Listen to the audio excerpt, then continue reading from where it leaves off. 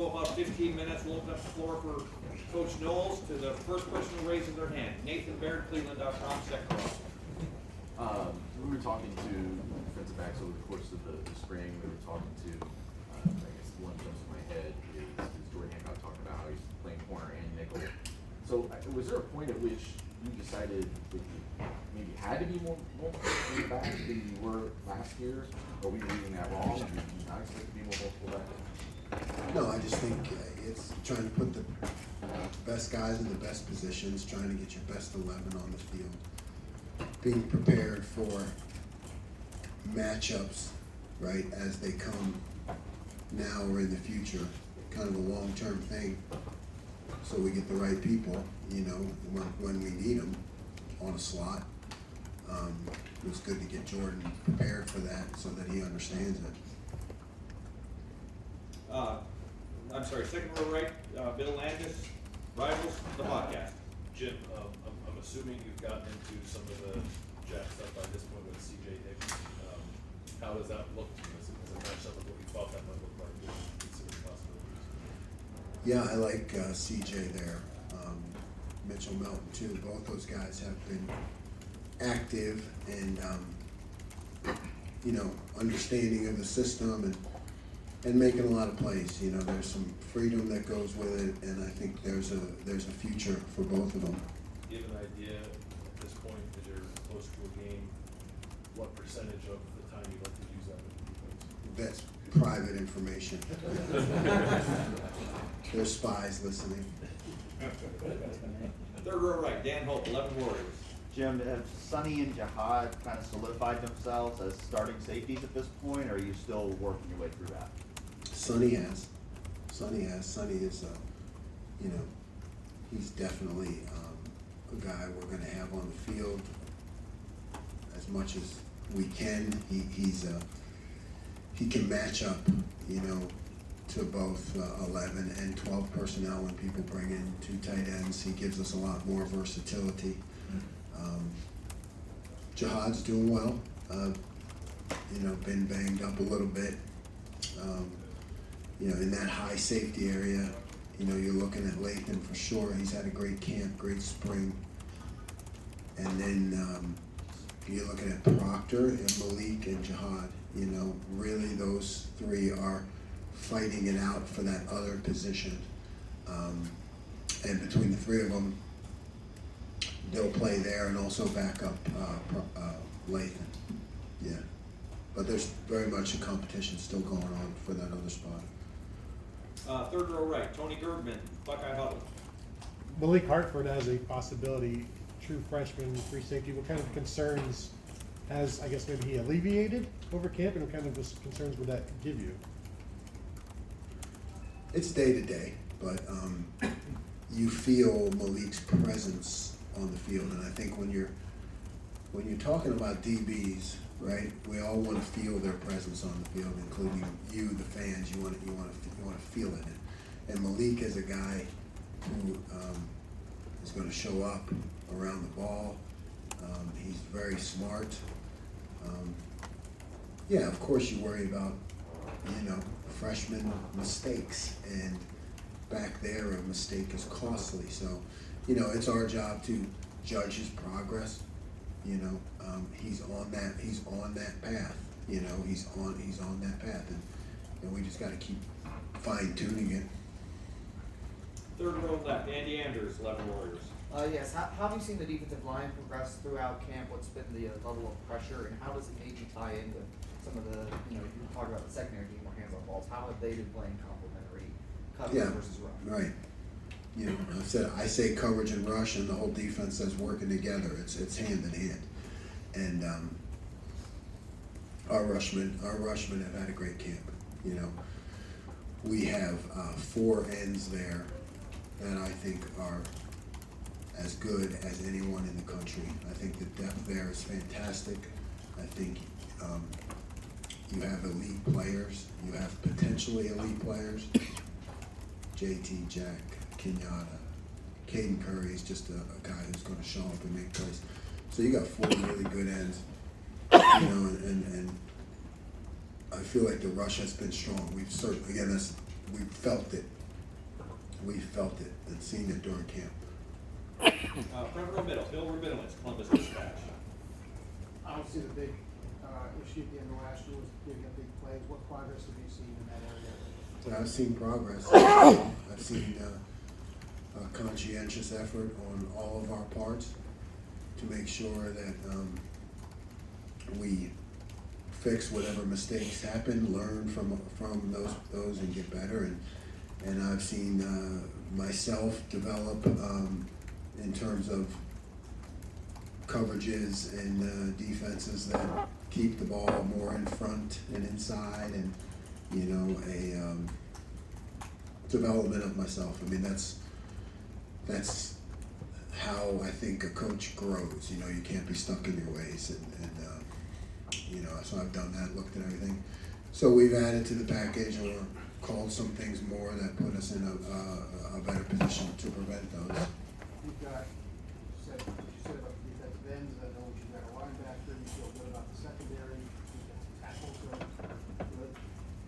What questions do you have about this defense, or just a matter of doing what you think they can do? Yeah, I want to make sure that we solidify that other safety position, like the scene between Proctor and Malik and Jihad. I think that battle is still out there, so I want to make sure we solidify that. Our corner development has been great. Davison has been one of the best cover guys in camp. I mean, I think our receivers would say that. So between him and Jordan and Denzel, I see a ton of growth there. You're always concerned about depth inside, a defensive tackle, because those guys just get beat up. It's a hard position. But Mike Hall can be elite, stay healthy. He's talented, plays hard. Ty, Tyleek's been a little banged up. So you see waves during camp in that defensive tackle position where it can become thin quickly. One of the young guys I think has had a really good camp is Hero Canoe. I mean, he has showed up, so I think he's going to add to our depth there. Far right, Adam King, WBNS. Coach, I'm curious, Ryan says the QBs are equal, so in practice, you've got a scheme against both of them. Is there anything different between them? Or like when Kyle's in, what do you change versus when Devin's in with the defense? No comment. Next. Yeah, I know it's a good question, but I can't participate, so. All right, I'll ask a different Yeah, question. okay, go ahead. What growth have you seen from Jack Sawyer putting his hand back in the ground? Yeah, last 2 days actually, Jack just put him in a Silver Bowl of the day last 2 days. He's really I felt like, he was at a high level during camp, and then last 2 days he just kind of vaulted himself into being a dominant guy. So a lot of growth. I think that's been a good move to just have him concentrate on that. Fourth row right, Spencer Holbrook, Letterman Row. Jim, at the beginning of the offseason, it was JT and Jack as like the two mainstays at defensive end. When did it become JT, Jack, and Kenyatta? Spring, really. I mean, Kenyatta showed up. He's got a great first step. I mean, he jumps off the video. It's just, you can't deny that he's out there making plays and making life difficult for the offense. When you've got a guy that athletic to pair, whether you want to pair him with Jack or with JT or just get him in space, do you have to reconsider whether you guys want to use the Jack position as much just because you have that athleticism from a true defensive end, and how does that go into whether you actually want it? Sure, it goes into it, absolutely. You want to get the best players on the field in the best situations. It's never about what I know or anything. It's about what's best, and I think that's a real thing. We got some talent there, so we got to feature those guys. And a lot of times the best way to feature them is just let them put their hand down and go. Back wall, Jeremy Birmingham, Rivals, the podcast. Jim, you mentioned Jack and the leap he's made being able to be in one spot. When you talk about a guy like Mitchell Melton, who has struggled with injury but then moving back and forth position-wise, how important has it been for him this fall? And have you found yourself thinking maybe he should stay hand in the ground at defensive end as well, because he's obviously moving up that rank, and then you have a guy like CJ Hicks who maybe is more built for the bullet or the jack as you have always sort of had it. Yep, I think that's a real consideration. Mitch has grown a lot at just the the defensive end position. So taking him into that role, you have to have consideration for what does that take away from him as a jack. But he's really smart. Mitch is very smart, very level-headed. But I've seen a lot of progress out of him at defensive end. So that's how you have to kind of look at it player by player and day by day.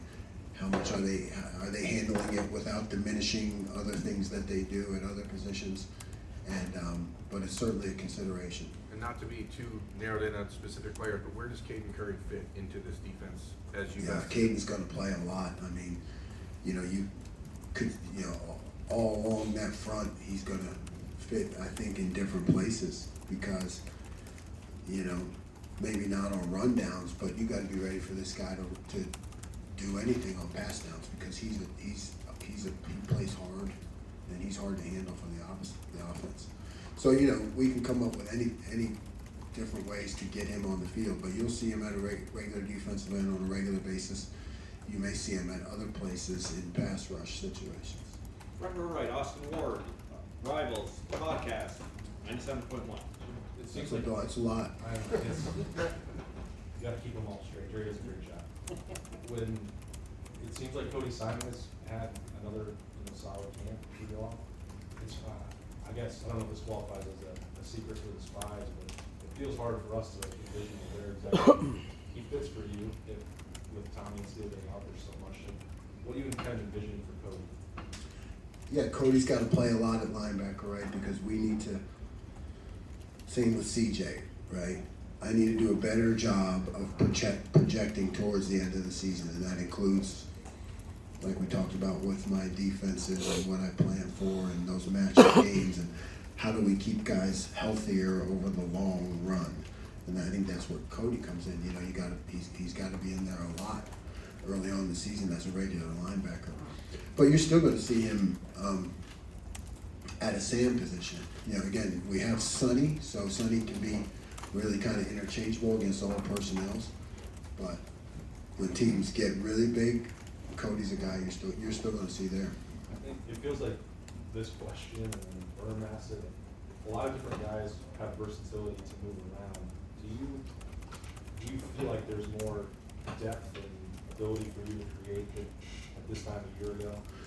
Absolutely, but I have to be careful with that, right? Because you want guys to know exactly what they're doing so that they can play fast, so I have to always judge the creativity versus the fundamentals necessary for playing a position and knowing exactly what to do to be able to do it quickly. So there is enough there to kind of play around with in different spots, and I have to use my judgment of what's best for the defense in that. Got time for a couple more. Front row, Joey Kaufman, Columbus Dispatch. Just to clarify with Sonny, he started safety, spot with nickel pyramid. Yeah, nickel Sam, strike, maybe I'll call him a strike, because, I don't know, nickel, Sam, strike, come up with strike. Maybe strike's a cool name, but yeah, so he's definitely a combination of those two. What was it about that spot that was ultimately the student in the best? I forget to watch him, talk about him being kind of the first role and do it all, but what was it about that spot in the secondary that what do you like to? Yeah, well, that has been mainly a third corner DB type of spot for me. We brought Tanner came here from Oklahoma State, and then you get into a lot of situations where there's still a tight end in that matchup there, and not a slot, and then you kind of just trying to hold up with a nickel. And I saw in Sonny is that he has the ability to play high safety, to play man coverage, but he also has the length and the toughness to play up close to the ball. So you play him as a in that nickel strike position, and now you have a lot more flexibility in terms of, okay, is he man on the slot? Is he zone? Is he inside? Is he outside? Is he blitzing off the edge? You know, he just creates a whole nother dynamic. I had a guy a lot like him. You guys might remember him, Jeremy Cash, who was at Ohio State actually, and then came to Duke and was the ACC Defensive Player of the Year, and Jim Thorpe and all kinds of things. Because he was considered a DB, but he was really, you know, he was really almost like an outside linebacker. Sonny, that's kind of the body type there. And we'll have today's Elam ending with Tim May, Rivals, I get it. Tim May podcast. If you had voted for Tommy Eichenberg as captain, if you were a player instead of a coach or something, why would you have voted Tommy Eichenberg captain for this team for second straight year? Because I want a guy who, no matter what happens, no matter what the situation, when you get into that fog, you know, that happens out there when maybe you hit a little adversity, I want a guy who's never gonna flinch. You know, I want someone who's gonna lead, not so much through his words, but just by being a stalwart for the program. He's going to be there.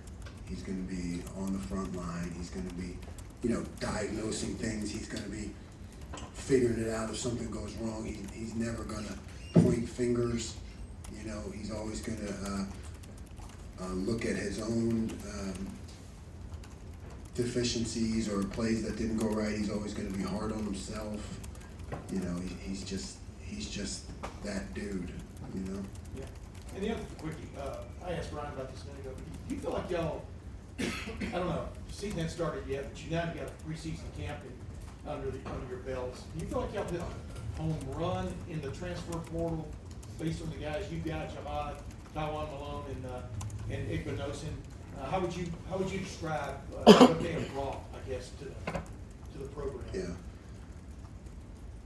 Yeah. I mean, I don't think we could have done better. So yeah, I would definitely consider it a success. Number one, because all three guys, you know, they're team guys, a good culture. None of them came in saying me, and what am I going to get? And you can throw them in right away at Ohio State. Again, you know, a great offensive system, and they compete. I mean, that's, you know, you can't do that with everyone, and they can get in there and they can compete. So yeah, it's been good. Thanks. Coach, thank you very much.